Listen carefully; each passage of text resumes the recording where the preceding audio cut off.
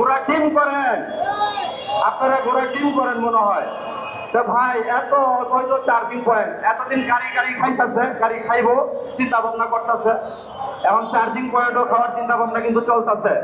আজকের পত্রিকায় খবর নিয়ে দেখেন। তা আমি আজকের পত্রিকায় সাংবাদিক ভাইরা প্রশ্ন করতে চাই, ভাই আপনি কি নেশাগ্রস্ত ভাবে লিখছিলেন? আপনি মনে হয় নেশাগ্রস্ত ছিলেন।